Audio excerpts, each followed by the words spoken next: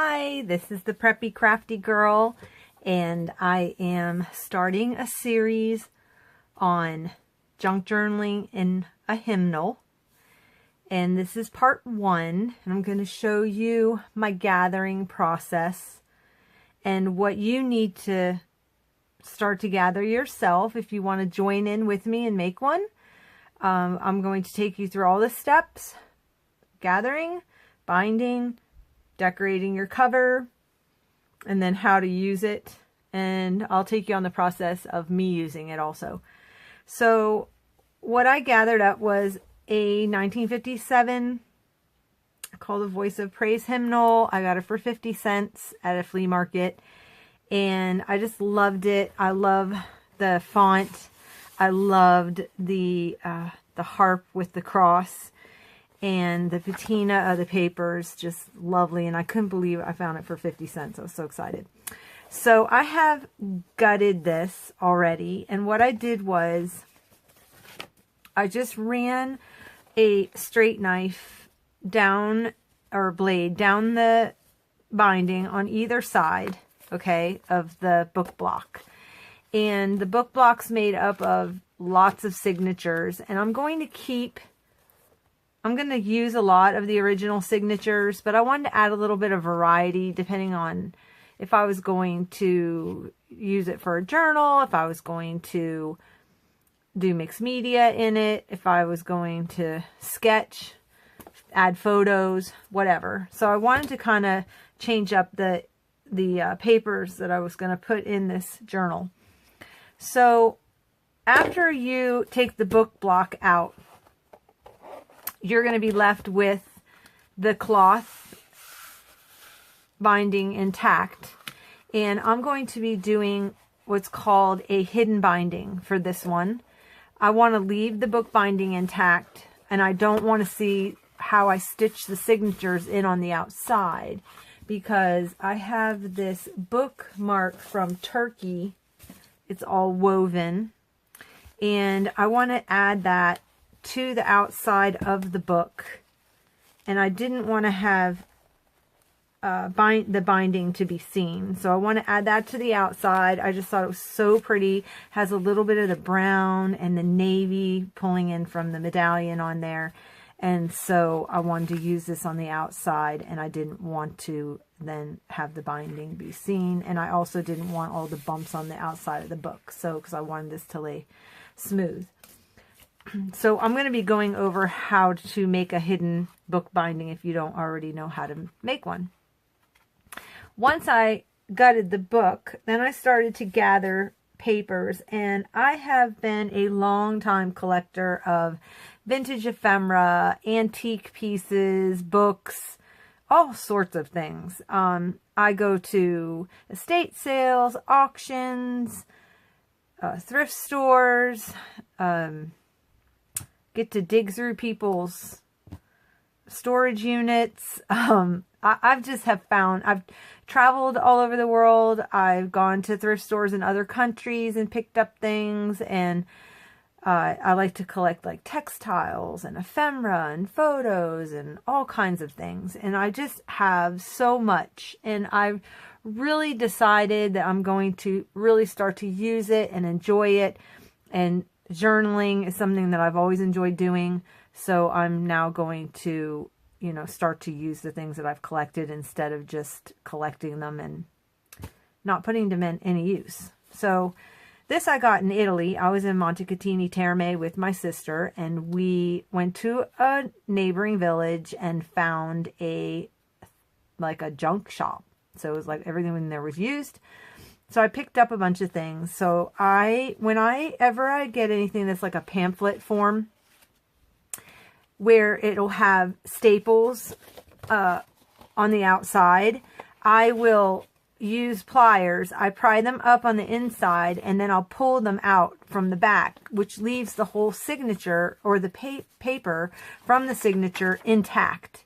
So it just makes it easier. I store them like this, like a pamphlet, but then when it comes time to I can use it, it's already pulled apart, and it's just very accessible. So I pulled a couple of pages out of there. I'm going to add to it. This was menus for every mood. I just thought that the font in there was really cool. Some of the illustrations were really neat. Very 1970s, early, probably 60s, 70s. I didn't see a date on here, so I'm not really sure when. I don't even know where I got this or when I got it. I have absolutely no idea. But so I pulled some pages out of that. This was really cute, When Ladies Gather. And I pulled some of those. I had a home reader, which was this is from 1937. I did the same thing. It was a pamphlet. I pulled the staples out and I pulled some pages out to add to my journal. This is a contemporary French tapestry book. I just thought that the graphics in here, the art in here is just so bold. I thought it would look really cool in a journal. And so I got this at a library sale. Every now and then our public library has book sales. They'll be 25 cents. If you go at the end of the weekend, you get a whole bag for $5. You bring a brown bag and you get to fill it for $5. So I try to hit that as much as I can. So I did pull some papers out of that. I also have a couple of envelopes that I can stitch in using this right here. Or I could always stitch them in if I want them a little bit smaller. Maybe for tags, I can fold it the opposite direction. But for this case, I'm going to probably do my stitching on the fold. This is some wallpaper I acquired from a seller, actually on Instagram. I got an entire book from 1940s, 50s wallpaper. It's a huge, giant book.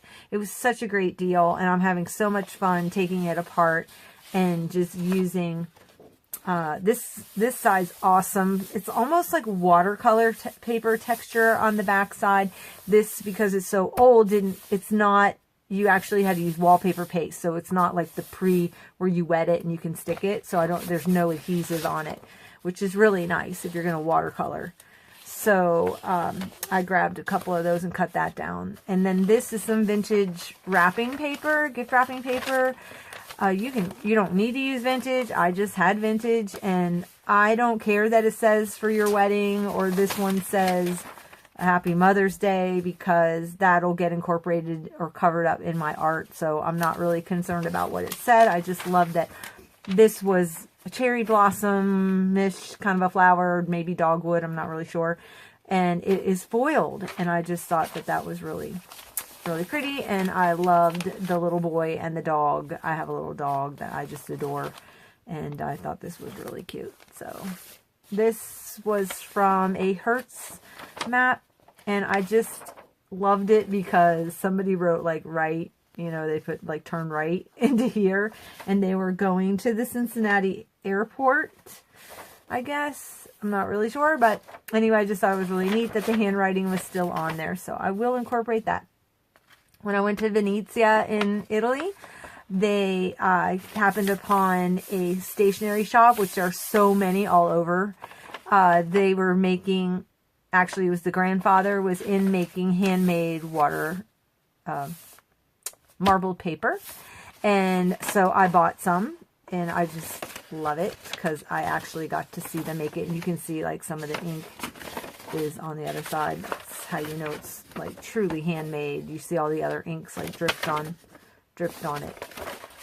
So it's just beautiful. This was some jelly print paper I did using Distress ink and a Diane Reevely Dilutions stencil. And then this was a foam stamp I did on top of it in another color. But this was all done with Distress ink pads. Which kind of gives you, a nice little watercolor look. This is from a child's reader. This is some old Anna Griffin paper. I'm incorporating, this is the only scrapbooking paper that I'm incorporating in my junk journal. The only reason why I chose this is I came upon it when I was cleaning out a bin, and I found this whole pack of her paper, Some of it's double-sided, a couple pieces were not. I think it looks like the old wallpaper, so I am going to go ahead and it's nice to put some new, stronger pieces in when you're using a lot of vintage paper, because vintage paper tends to be a little brittle. So for the integrity of your signatures, it's nice to add in some newer paper. This is, oh, that's like this is an insert from a pattern. Oh, what? Please don't tell me it did it again. Oh, okay.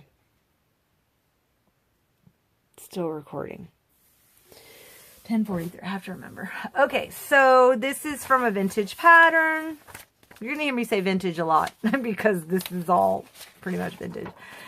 This was from an estate sale where I acquired a large bin of papers. This was from 1950s and typewritten notes. He, I guess, went to college for accounting. So I just loved the patina of this paper, and look at the old handwriting. And for a guy, no offense, men, but this is pretty nice handwriting, so I thought that was really interesting. Ledger paper. This is manila envelope. I cut the end off so it's accessible from both sides when it gets stitched into the signature. Some music, manuscript paper. I acquired from a, I guess she taught maybe preschool out of her home. I'm really not sure. But I went to an estate sale and I bought a lot of old teacher supply type things, like books. This is from 1986, so this isn't that old. But I just remember this handwriting when you're in, I don't know, elementary school, and we had to practice our handwriting. We did it on this paper. I don't even know if they make that paper anymore, but, or if you even use paper in schools anymore. I know they're all going to the tablets, so. I, a long time ago, years ago, got a counter book from a sewing shop of a McCall's sewing book. Like, you know, the big ones, and you go to pick out the pattern, so you get to see, you know, the pattern, then you find the number, and then you go to the catalog, you open it up, and you pull your pattern out. So I got one of those counter books, and this was from August 1965, 67, something like that. So I cut it down. It's a really large book, and I cut it down and pulled some out. This is from a page protector. Excuse me, I have hiccups. Page protector, and I just cut the holes off the one side, but I left the seal, and then I just cut the top at an angle. So this would have been the top where you slide the paper in. This is the hole from the notebook. Cut that off, fold it in half, and then cut it off at an angle. And then I will have a, you know, pocket for the junk journal. This is, I acquired at I bought a box lot at an auction. It had tons and tons of receipts and papers and checks and forms, and so this is some kind of old claim form. I thought that would be kind of fun to add in there. When I went to Denmark, I got a packet of, or a pad of these really cool, they're pretty thin, almost like washi, not washi, but origami paper, almost like that kind of thickness. And I just love the Scandinavian design of the print, so I pulled those out. So that's what I gathered. So I'm going to leave you here on what you can gather to do your signatures. And I will let you gather your papers. And then we'll come back and we will meet, and I will show you how to put your signatures together. And then we will stitch them.